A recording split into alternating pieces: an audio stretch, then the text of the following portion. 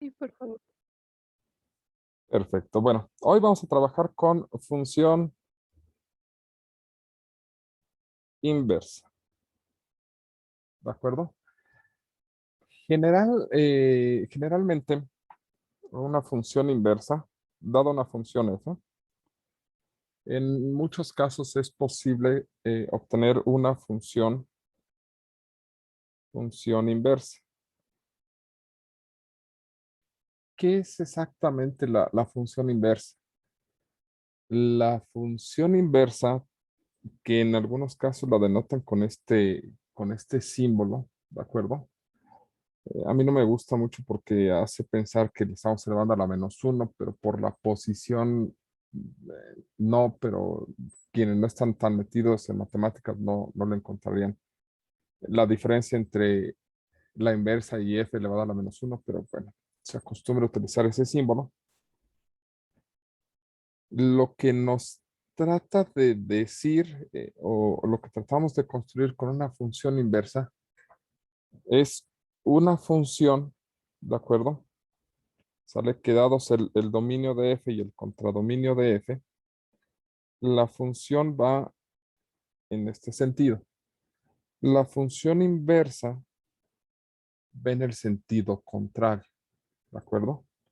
Es decir, f inversa va del contradominio de f hacia el dominio.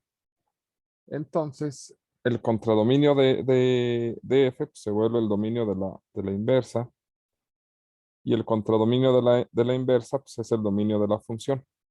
Pero debe de cumplir una característica importante.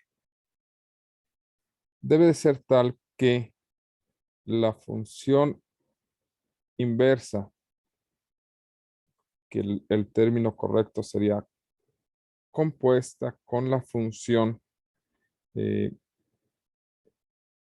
nos va a dar x, ¿de acuerdo? Es decir, la inversa evaluada en la función, ¿de acuerdo? Lo que nos da como resultado es el valor que teníamos originalmente, ¿sale? Por otra parte, la función evaluada en lo compuesto con la inversa nos da el valor original con el que estábamos trabajando. La otra forma de notarlo es que f evaluado en la inversa de y nos da y. Lo que nos trata de decir es bien simple. Si aquí está carita feliz y aquí está carita triste, hoy esa carita triste le pasó algo raro, ¿de acuerdo? La función evaluada en carita feliz nos da carita triste. Bueno, pues la inversa evaluada en carita triste nos debe dar carita feliz. Porque la función relaciona carita feliz con carita triste. O X con Y si lo quieren poner en sus notas. Y la inversa cambia el orden del par ordenado. Es decir, inicia en carita triste y termina en carita feliz. Eso es lo que debe de hacer la inversa. ¿De acuerdo? Por eso es que las funciones inversas son útiles cuando quieres conocer el valor original de algo. Y también cuando se componen, cancelan, ¿sale? Se cancelan sus efectos y se preserva, digamos que el argumento en el que estaban siendo evaluadas. ¿De acuerdo? A ver. Por ejemplo, pensemos en esta función. F de x igual a la función elevada a 3x más 1. Esta es una función exponencial como la que estuvimos trabajando el día de ayer. ¿De acuerdo? La función inversa del exponencial, solamente del exponencial, ¿sale? O bueno, la función exponencial, su inversa, decimos que es el logaritmo natural. ¿De acuerdo? El logaritmo natural de X. ¿Qué característica tiene? Bueno, pues resulta que si nosotros agarramos la función e a la X y a esta cosa le aplicamos la inversa, que es el logaritmo natural, el resultado es X, logaritmo natural de E, y el logaritmo natural de la base, pues da 1, entonces esto da simplemente X. Es decir, en esta expresión metimos una X y al componer la función con su inversa, pues obtuvimos el argumento en el que se estaba evaluando. ¿De acuerdo? También se cumple en el sentido contrario. Si empezamos con la inversa de la exponencial, que es el logaritmo natural de X, y a eso lo evaluamos en la función de la exponencial, ¿de acuerdo? Significaría llevar este logaritmo sobre o colocarlo como exponente del logaritmo, ¿de acuerdo? Y aquí, pues esto nos da X. Es decir, la inversa la evaluamos en X y se cancelan. Generalmente decimos que se cancelan. La expresión correcta es que se componen, ¿de acuerdo?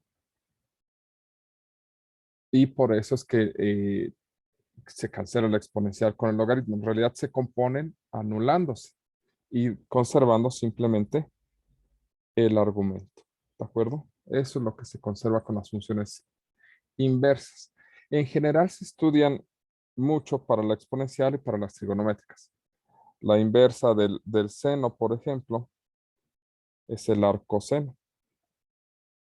¿De acuerdo? Y esto significa que el seno de X como argumento del arcoseno nos va a dar X. O la otra forma de expresarlo es con un ángulo alfa. ¿De acuerdo? Y por supuesto, el seno del arcoseno pues, nos va a dar el argumento del arcoseno.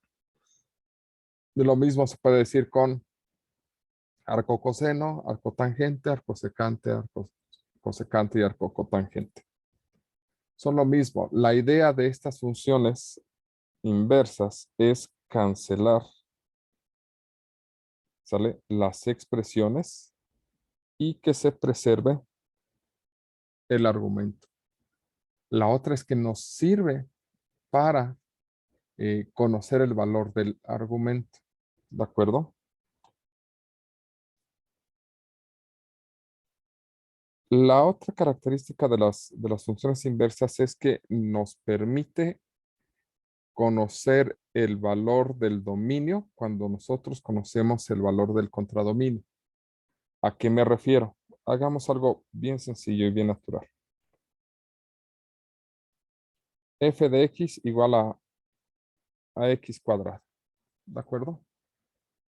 Cuando nosotros evaluamos la función, por ejemplo en 5, pues decimos 5 al cuadrado es igual a 25.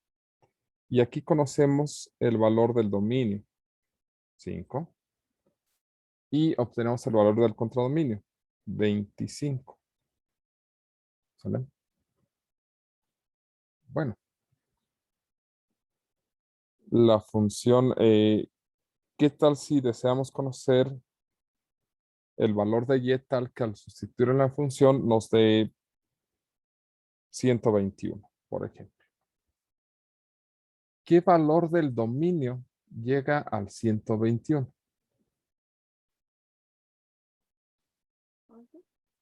11, perfecto.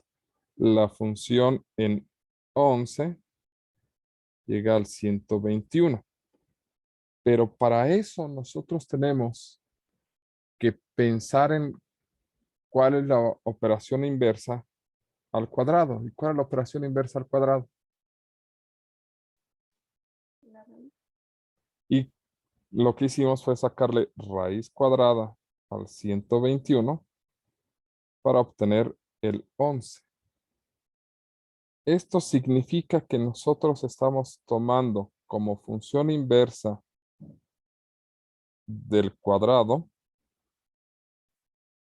la raíz. ¿De acuerdo? ¿Por qué? Porque utilizamos el 121 como argumento, ¿sale? De la función y obtuvimos 11. Y sabemos que 11 al cuadrado nos da 121. ¿Vale? Entonces la función inversa de un cuadrado es la raíz.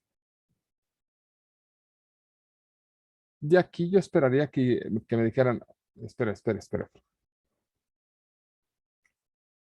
Pero eso no es del todo cierto, porque también este otro valor da 121. ¿Qué otro valor al elevarlo al cuadrado nos da 121?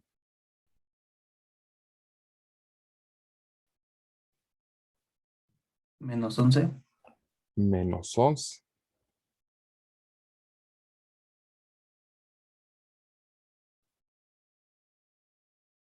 Sin embargo, esta que nosotros estamos dando como función inversa se decantó por esta expresión. Nosotros pudimos haber dado como función inversa menos raíz de 11, menos raíz de x, y cumple lo mismo. Nos hubiera dado números negativos, pero con el dominio adecuado, ¿sale? Se, eh, se cumple perfectamente. Y aquí es uno de los motivos con los cuales uno debe tener cuidado con las funciones inversas. Debemos de revisar el dominio, ¿sale? De la función con la que estemos trabajando. ¿Por qué? Porque el contradominio de la función se vuelve el dominio de la función inversa. Pero el dominio de la función se vuelve el contradominio de la inversa. Y aquí es donde tenemos problemas para este caso. F de x igual a todos los números, perdón, f de x igual a todos los números reales. Ah, eso está mal escrito. F de x igual a x cuadrada tiene dominio con los reales. Y contradominio, lo voy a escribir así, abusando de la notación, los reales positivos, es decir, del 0 hasta infinito, porque estamos elevando los números al cuadrado y eso se vuelve positivo. La función inversa debe tener este contradominio, es decir, deben ser los reales positivos. Entonces, está bien, porque si la vamos a definir como la raíz, ¿sale? En efecto, la raíz tiene como dominio los reales positivos porque nada más tiene sentido hablar de raíces de números positivos. Pero si la dejo así, su contradominio son también los reales positivos, ya que la raíz cuadrada de un número, la raíz cuadrada de un número pues, es un número positivo, que ya tiene diferencia con esta expresión. ¿De acuerdo? Entonces aquí tenemos un problema. Tiene que ser exactamente iguales. ¿De acuerdo? Ah, perdón, la igualdad no iba ahí.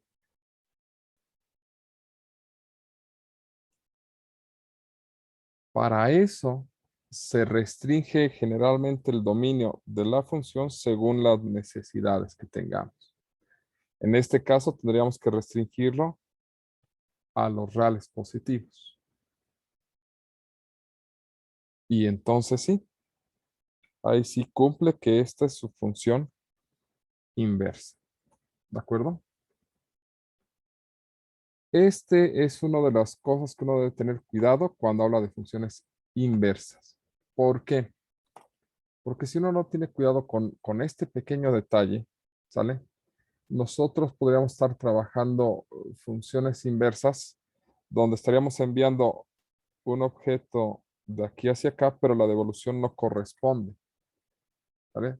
Es decir, iniciamos con un número negativo y terminamos con un número positivo, porque las restricciones que nos da la inversa provocan ese error. Este sería un ejemplo. O sea, podríamos empezar aquí con -5 y la devolución nos daría 5. Entonces, ahí habría que tener detalle, cuidado con ese pequeño detalle. En lo general, la realidad es que la mayor parte del tiempo no vas a tener tantos problemas con el dominio, ¿sale? Y las técnicas de cálculo de la función inversa, ¿vale? Son relativamente sencillas. Tú inicias con una función f de x, ¿de acuerdo? ¿Sale? Y lo que vas a hacer es llamar y a f de x, nada más para darle un nombre diferente a la función y que no se vea envuelto con paréntesis, que nos confundamos. Y obtendremos una ecuación donde buscamos despejar a x. ¿De acuerdo? Terminando el despeje,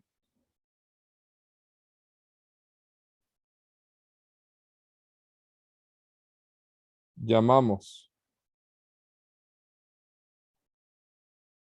x a y f a la menos 1 de, bueno, creo que mejor al revés. F a la menos 1 de x a x, es decir, lo que despejamos se transforma en la función inversa y llamamos x a las y que aparezcan, ¿de acuerdo? Y esa será la función inversa. No es muy complicado. Hagamos un ejemplo muy Profe, ¿qué nos simple. dijo llamar y a f de x? No, dije esto. Arriba, arriba.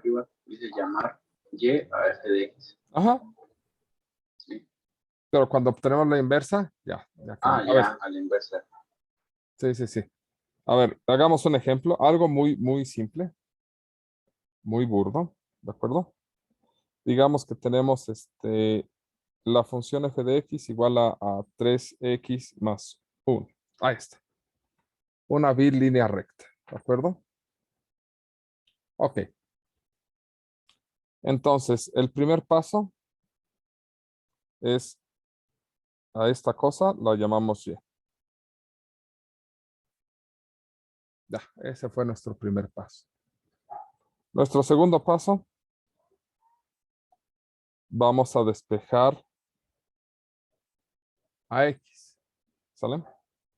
Entonces sería y, el inverso aditivo del 1 es menos 1.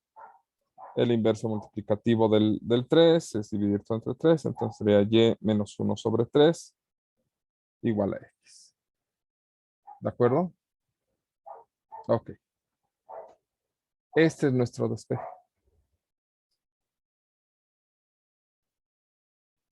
Bien. Ya terminamos el despeje. ¿Sale? Terminando el despeje.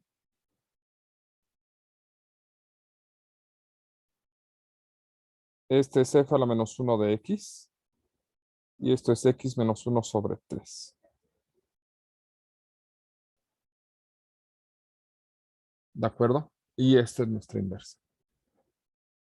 La función inversa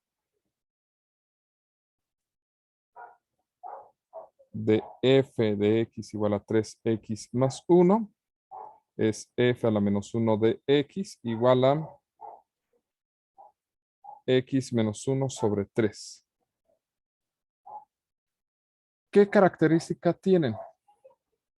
que f compuesta con la inversa de x nos da x, o que f a la menos 1 compuesta con f de x es x. ¿A qué nos referimos?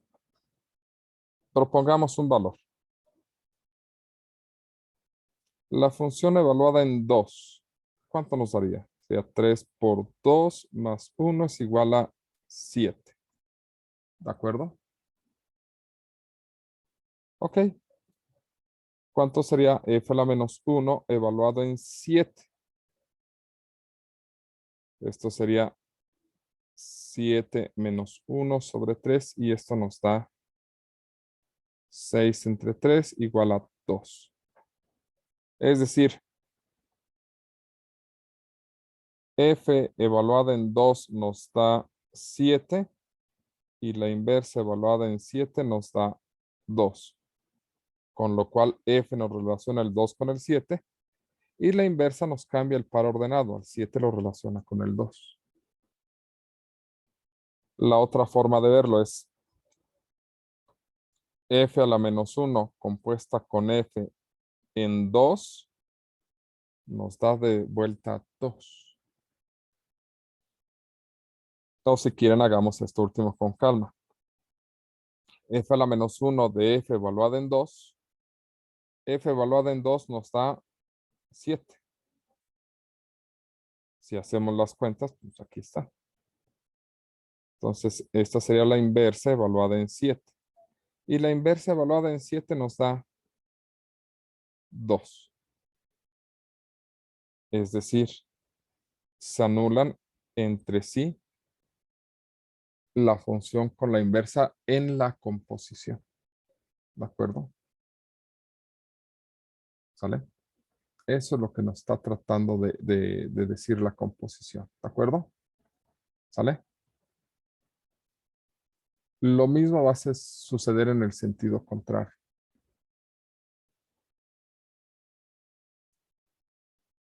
¿Para qué nos serviría esto? Pues para aquellos casos donde yo tenga resultado y lo que quiera era el valor original. Para eso nos sirve la inversa. ¿De acuerdo? La clase de ayer estuvimos trabajando con funciones exponenciales y tuvimos que hacer algunos despejes, algunas de ellas. ¿Vale? Esos despejes que sacamos, algunas de ellas, pues eran las funciones inversas. En particular, trabajamos con el modelo P de t igual a P0 e a la RT. ¿De acuerdo? Cuando nosotros empezábamos a hacer, pues, que andábamos buscando el valor de t, lo que empezamos a hacer era despejes. En realidad, podríamos haber puesto y igual a P0 e a la RT, y sobre P0 igual a e a la RT, ¿sale? Logaritmo natural de y sobre P0 igual a RT, y por lo tanto, lo que obtenemos es t igual al logaritmo natural de y sobre P0 entre R. Esta cosa que está aquí, ¿vale? Es nuestra función inversa. Entonces, nuestra función inversa, que sería t en función de la población, ¿sale? Podríamos devolver este como p, no tendría ningún problema. Logaritmo natural de p sobre P0 entre R. Y aquí estoy seguro que podrían argumentarme, bueno, usted dijo hace rato que lo deberíamos de llamar esta cosa X y esta P menos 1. Sí, es correcto. Dentro de dentro de un trabajo de matemáticas, cuando no tienen variables, em, pues, se acostumbra a mantener todo en términos de X. Pero si ya tenemos un contexto, ¿sale? El calcular funciones inversas nos conviene dejarlos dentro de los nombres de las variables. ¿Sale? Ok. ¿Dudas hasta aquí? ¿Preguntas?